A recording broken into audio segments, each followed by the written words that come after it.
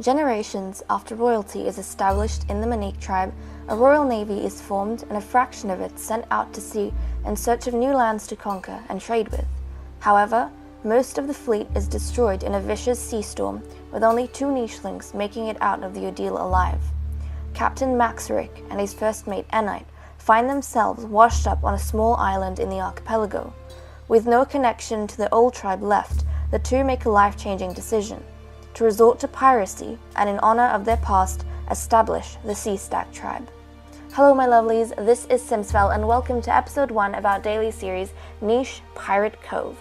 Now before we start off this episode here and the rest of this series, I'm going to go through a few rules that I have written down for this new story that we're doing, and I will put these rules down in the description below, so if you guys want to do this, you can try this out, but it is original. I've written it out completely on my own, so I'm very proud of it, but let's see how this goes. So, the rules.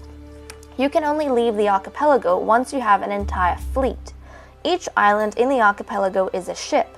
A ship requires a breeding family to be considered functional. That means a captain, a first mate, and preferably at least 1 offspring. All ships in the archipelago must be functional in order to have a fleet big enough to leave the archipelago. As part of their adaptation to piracy, all nichelings must be able to fish to be considered acceptable members of society.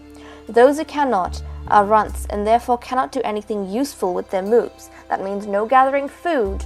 Breeding's okay, but definitely no collecting materials either, or even clearing grass.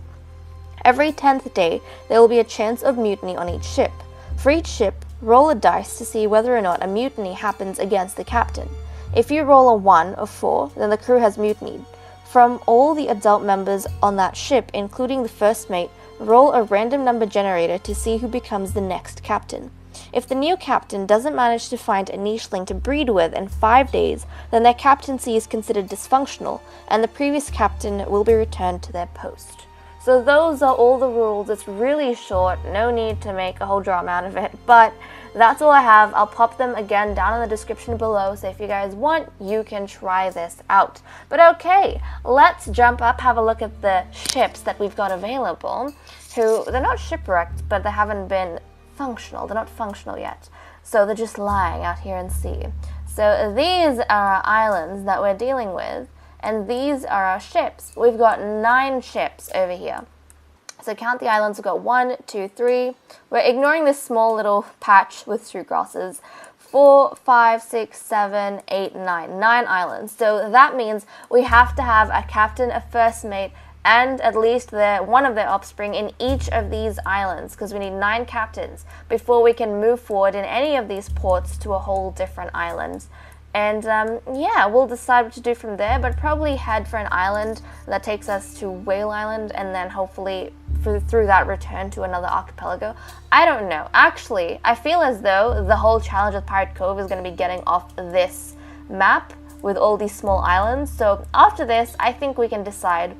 Yeah, it doesn't have to be an archipelago, but I think we can decide where the Sea Stag tribe goes ahead. And I thought, for those of you who've watched the Mutinied tribe, it would be fun to bring them back into the lore of this story by saying that the Sea Stag tribe originates from the original Mutinied tribe as the Navy. So if you guys haven't seen the Mutinied tribe series, go ahead. Why don't you go ahead and see that if you want? I mean, you don't have to, but if you're into niche, might as well. So there'll be a playlist for that as well, a link down in the description below, so if you guys want to know who these nichelings come from, then you can go ahead and explore some of those interesting things. Okay, so let me introduce our nichelings to you. I've already told you their stories, but come on, let's wiggle down here. Let's wiggle down, guys. Okay. So we have got, as we mentioned in the story at the beginning, Captain Maxerick over here. He doesn't have a captain in front of his name. I should probably do that. Captain Maxerick. Captain Maxerick. And he has got a big nose, cracker jaw, and to be honest, he's got 2 fishing ability, which is good. And in this tribe, that's a big thing. So this is what he looks all the way around. Isn't he adorable? And then his mate and first mate, well, this is Enite over here, and she's got cracker jaw and purse snout. So this is her all the way around. She's also got the same amount of fishing ability, so that's pretty cool. And I don't think I'm gonna spend too much time talking and just jump into it, because I have already told you their story. But okay, they've washed up here and realized, oh my goodness, we've got no connection to anyone else, we haven't seen anyone else, and I think it'd be fun if we came across wanderers to think maybe part of their crew, or maybe they're part of the original navy that came here and they were washed up and maybe ended up on one of these islands as well. So that's pretty fun. But okay, we're gonna go over here, and even though I feel like at least with Enite and with Maxeric, they should be allowed to have food sources. I mean, they can take food sources from the island, except, you know, and not from the sea necessarily, but at least from their children onwards, I feel like we should make an effort to do more fishing and collecting clams and things than actually staying up here and collecting food from the inland. So I think that'd be fun with them. But okay. Maxeric is going to go ahead and should I say first mate? You know what, we'll title her First Mate Enite. There we go, First Mate Enite. And I think he would say, okay, time for us to collect some berries, try and get a feel of this island, see how it is, what's going on over here, because I think by now they have realized that they've definitely realized, and that they're on their own. There's no way of going back to the Mutinied tribe, so they've decided between themselves to establish the Sea Stag tribe, because as we know, stag is kind of, you know, symbol of royalty, so that was the symbol of the Royal Navy. So, yeah, they're going to be the Sea Stag because they were the stags abandoned at sea. So, okay, very dramatic, isn't it? Very dramatic. Okay, and then I think he would also... I think First Mate Enite would, in all the rush of all of this, being by themselves, maybe she's never seen the captain in that way, or actually I think maybe she's admired the captain for a long time, but she would go ahead and fall in love with him. I mean, it's just them two on this island, there's a need for companionship, so why not? She's going to go ahead, and there we go, and now she is expectant. With that, Maxeric is probably going to be a little bit angsty to find her a suitable place to nest, and probably doesn't want her to stay down here too long, so she's going to move up here, and oh, there's a mole hole. She's going to establish a nest right up here where it's comfortable, and they're quite close to the sea. So okay, let's turn the day over and see what it brings. And also, before we do that, I'm actually going to go back to the page where I've written all the names. Where are the names? Okay, found it. Right, otherwise I am going to be so lost when this child is born. But okay, let's go ahead and see what she has. I feel like I should clear the grasses here, but hey, we can wait a bit. Okay, ooh, that's cute. This is cute. They have a boy that has 2 claws, so automatically he's going to be a great fisher. Look at that. That's just amazing. For fishing, I think, see, that's what I mean. Adaptation to fish. Adaptation to piracy. So this is super cool. Let's go ahead and get him actually to clear these grasses because they're in my face and I don't necessarily like that. So let's clear these grasses so we can get a good look at our nichelings over here. Look at them. Don't they look flippin' adorable? I just love them. They look like a perfect little family. But that means, guys, this ship here, this ship belongs to them because we've got a captain, a first mate, and their offspring. So they have officially 1 ship functional already in their fleet, in the Sea Stag fleet. Okay, so let's go ahead and name this a little nicheling. His name from my names list is going to be, I think, you know what, I'll name him Snake. Why Snake? Because sea snakes, you know? I think that'd be pretty cool. He's not, poisonous, but not all snakes are. So we'll call him Snake over here. Oh, hello Snake, it's so cool. Okay, and feel free guys to leave some cool names down in the comments below. I'll just add them to the list that I already have. You can have piratey names, all sorts of cool names, you know, maybe Pirates of the Caribbean inspired names, you know, just make up some piratey sounding names. That'd be pretty funny. But okay, so let's go ahead, and I think First Mate Enite would be so happy to see that she finally has a son. Actually, it's not something she's been waiting for a long time. They are quite young. But I think she'd be very excited that their plans are coming along. And as they have this child, they'll probably be formulating in their mind the idea of this on a larger scale across the many islands that she sees. And obviously, because she's a female, she's thinking about every other island there as well. Whereas Captain Maxeric, who's bleached, is currently only really thinking about his own ship and his own immediate companions. So okay, first mate N9 is going to try and get this leech off Max Rick. And then she is going to collect some berries and just jump over there so that she can give some space to her little son Snake. Right, now let's turn the day over and see what else they can get up to. Okay, and I feel as though she is going to break that nest because they would constantly be on the move. Their goal is to go ahead and, you know, to be a fully functional ship, they need to go ahead and make a whole sweep of the ship and see what resources they've got available. So I don't think they would want to stay in one place for too long. I feel as though they would want to move as much as possible and whenever they can. So they've got enough food to do that as well, so it's not... Okay, he was bleached, but we have fixed it. Right, and someone is gonna have to stay over here. Actually, he is the best at collecting, so he's going to stay here and collect. Meanwhile, we'll get Enite to grab these grasses, and, well, she didn't move too much, but she's going to try her best to move just a little bit at a time.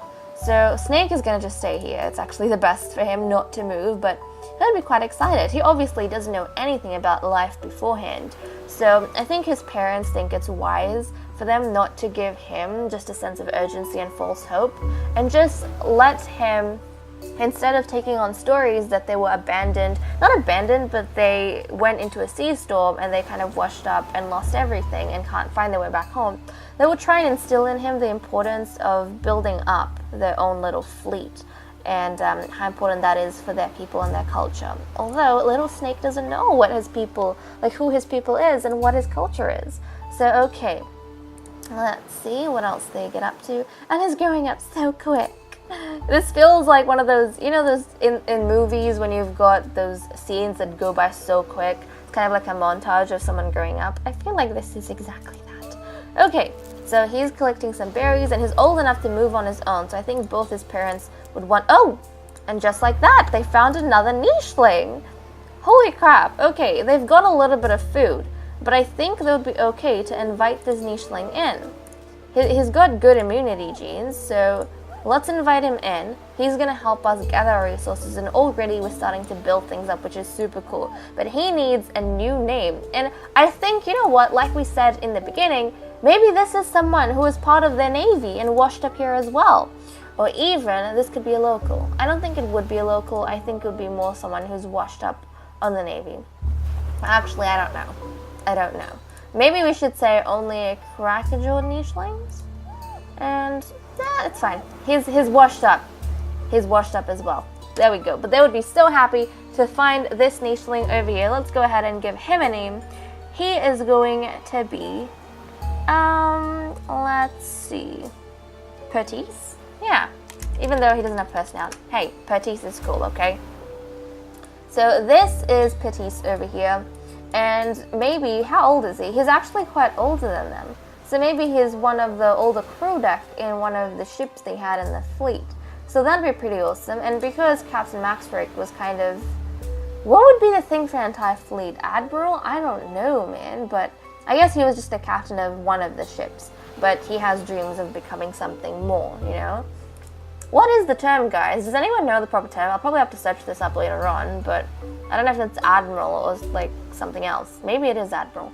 But yeah, maybe he wants to become Admiral now instead of just being a captain.